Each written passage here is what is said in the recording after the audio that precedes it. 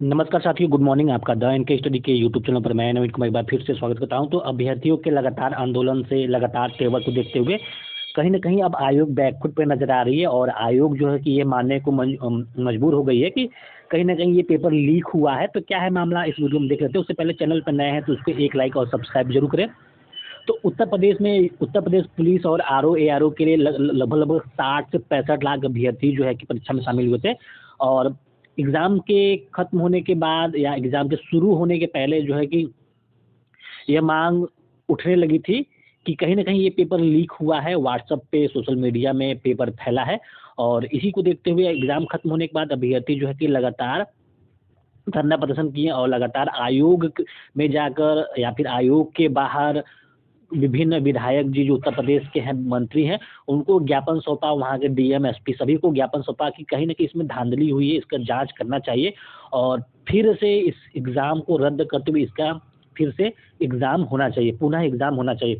तो उसी के सिलसिले में आयोग ने पहले कहा था, जब एग्ज़ाम समाप्त हुआ था तो उत्तर प्रदेश लोक सेवा आयोग ने कहा था कि यह परीक्षा शुचितापूर्व संपन्न हो चुकी है, इसमें किसी प्रकार का कोई व्यवधान उत्पन्न नहीं हुआ है। लेकिन अभ्यर्थी लगातार मांग करते रहे और लगातार प्रोटेस्ट करते रहे और ट्विटर पे हैशटैग भी चलाया पेपर लीक के संबंध में। ये बात और ये दोनों ही यानी यूपीपी और आरओ के।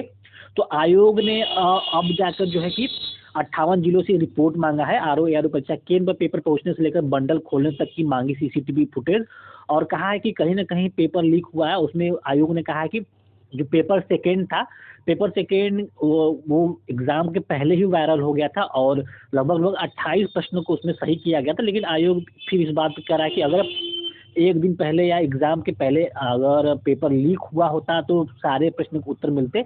लेकिन मुद्दा वो नहीं है कि सारे प्रश्न के उत्तर मिलते, मुद्दा ये है कि प्रश्न पेपर जो है लीक हुआ है। तो अभ्यर्थी अगर 60 में से 28 प्रश्न के उत्तर मिले थे तो अभ्यर्थी को जब सुबह ही मिल गया था या फिर रात को ही मिल गया था तो अभ्यर्थी आसानी से और भी प्रश्न को विभिन्न बुक के माध्यम से गूगल के माध्यम से उसको सॉल्व कर सकते हैं। तो क्या है मामला देख लेते हैं। तो उत्तर प्रदेश लोक सेवा आयोग ने समीक्षा अधिकारी आरओ समीक्षा अधिकारी प्रारंभिक परीक्षा 2023 के पेपर लीक के आरोपों की आंतरिक जांच तेज कर दी है। आरओ प्रारंभिक परीक्षा के 58 जिलों में 2387 केंद्रों पर हुई थी।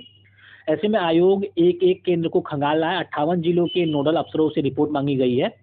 सूत्रों के मुताबिक नोडल अफसरों से पूछा गया है कि किस केंद्र में पेपर कितने बजे पहुंचा और पेपर का बंडल कब खुला। इस पूरी प्रक्रिया की सीसीटीवी फुटेज भी मांगी गई है। तो इस पूरी प्रक्रिया की फुटेज मांगी गई है। ये आंदोलन इसलिए भी ज़रूरी हो जाता है कि लगातार सरकार जो है अंधी बहरी गूंगी बनी रहती है अभ्यर्थियों के मामले में। चाहे यूपीएसआई का मामला हो या देखिए किस प्रकार से यूपीएसआई में इतनी बड़ी धांधली हुई थी और अभ्यर्थियों ने साक्ष्य भी उपलब्ध कराए थे किस प्रकार से मात्र 160 क्वेश्चन कुछ ही मिनट में सॉल्व कर लिए गए थे और धांधली हुई थी। लेकिन फिर भी आयोग ने, सरकार ने इसकी तरह इसको नहीं माना और अभ्यर्थी लगातार इको गार्डन में धरना प्रदर्शन करते रहे।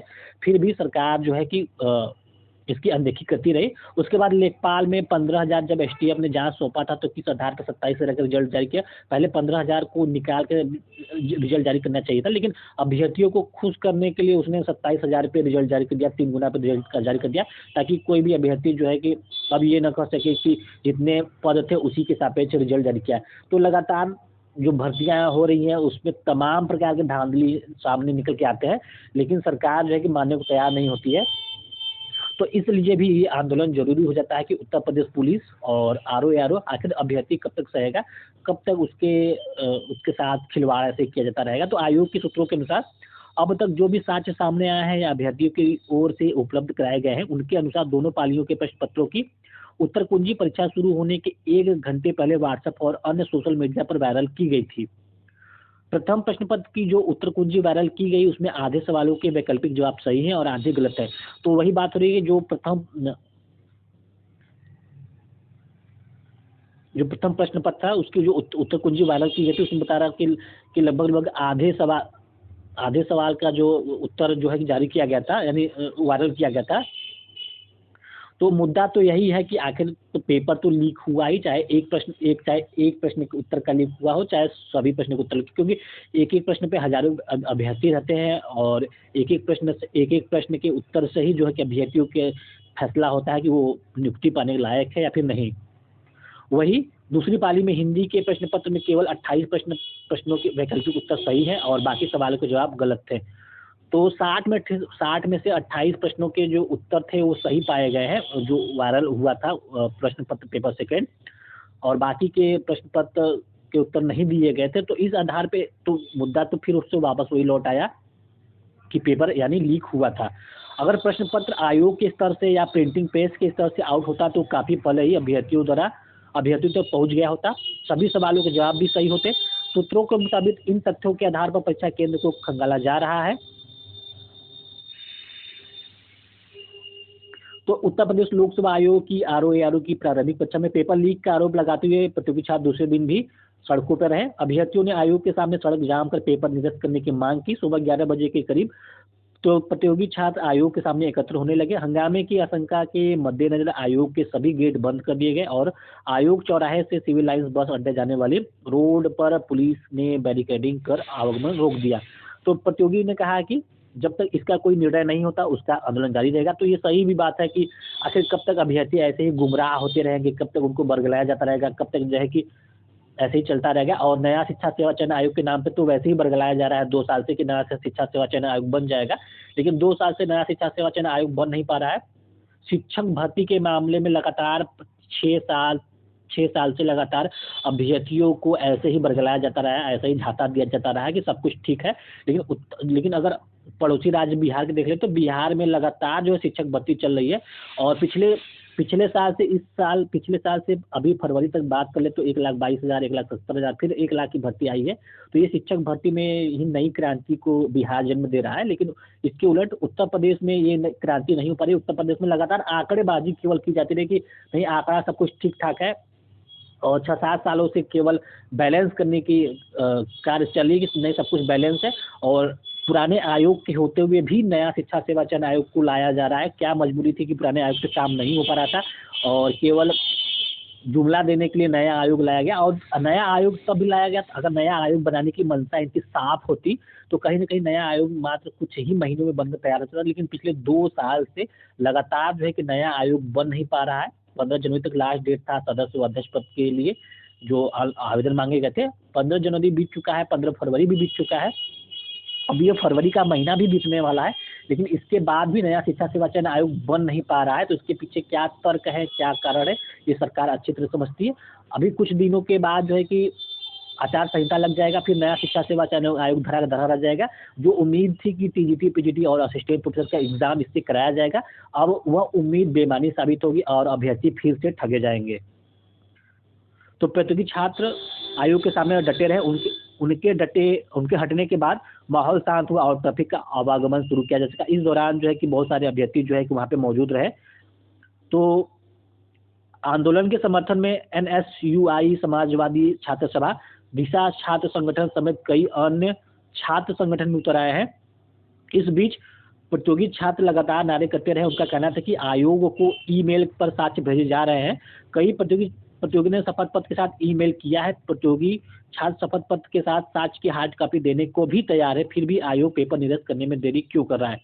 तो आयोग ने एक नोटिस जारी किया था कि जो भी छात्र जो है कि साक्ष्य पेश करेंगे, साक्ष्य पेश करना चाहते हैं वो साक्ष्य पेश कर सकते हैं और उसके लिए एक ईमेल आईडी भी जारी किया गया था और उसमें अभ्यर्थी का नाम, पता, आधार कार्ड नंबर इत्यादि सब था और साक्ष्य भी प्रस्तुत करना था। तो सारे चीज़ों को अभ्यर्थियों ने साक्ष्य प्रस्तुत कर भी रहे हैं, लेकिन अभी तक आंतरिक जांच में आयोग फंसी हुई है। अब देखने वाली बात होगी आने वाले समय में आंतरिक जांच में क्या निकल के सामने आता है या फिर इसको हर एग्जाम की तरह इस बार भी लीपापोती करके समाप्त कर दिया जाएगा और कह दिया जाएगा कि कुछ नहीं हुआ है, जो भी हुआ है पकड़े गए हैं और बाकी सब कुछ ठीक ठाक है।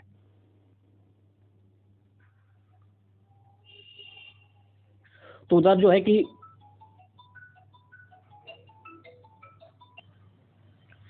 ग्राम पंचायत विकास व अधिकारी भर्ती के लिए 4065 अभ्यर्थियों को शॉर्ट लिस्ट किया गया है और 2018 का एग्ज़ाम था, 2023 में जून माह में फिर से इसका भी एग्ज़ाम हुआ था और अब जाकर जो इसका रिजल्ट निकाला गया है। तो 1953 कुल मिला के पदों की संख्या थी। 26 से 27 जून के एग्ज़ाम हुआ था और 1953 पद के सापेक्ष 4065 अभ्यर्थियों को डीवी के लिए बुलाया जाएगा। अभी डीवी का जो है विस्तृत कार्यक्रम जारी नहीं किया गया है, तो आने वाले समय में डीवी का विस्तृत कार्यक्रम जारी कर दिया जाएगा। अभ्यर्थी जो भी एग्जाम दिए थे अपने रिजल्ट को आयोग की वेबसाइट पे जाके देख सकते हैं। जो भी अभ्यर्थी क्वालिफाई उन पे लिखा रहेगा एलिजिबल, जो भी अभ्यर्थी क्वालिफाई नहीं उन पे लिखा रिजल्ट पे लिखा रहेगा नॉट एलिजिबल। उसके बाद एक अन्य न्यूज है कि उत्तर प्रदेश लोकसभा आयोग की तरफ से जो है कि 2023 के पेड विज्ञापन के थ्रू चौथा विज्ञापन जारी किया गया था, और ये जो चौथा विज्ञापन है कनिष्ठ विश्लेषक के 417 पदों पर भर्ती होगी।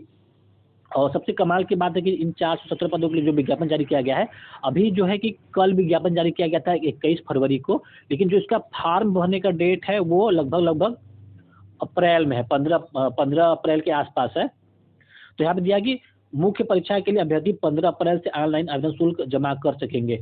तो 21 फरवरी को विज्ञापन जारी होता है और 15 अप्रैल से जो है कि इसका ऑनलाइन एप्लीकेशन फॉर्म शुरू होगा। तो 2 महीने का गैप आयोग ने खुद ले लिया है, और ये अजीब विडंबना है कि जब विज्ञापन जारी कर दिया गया है तो इसी समय जो है कि ऑनलाइन आवेदन लेने में क्या दिक्कत थी, या फिर कुछ 2-4 दिन 5 दिन बाद लेते, लेकिन ऐसा नहीं। 2 माह का समय आयोग ने ले लिया है, और अप्रैल में शुरू होगा तो मई 1 महीने का समय दिया है फॉर्म भरने के लिए।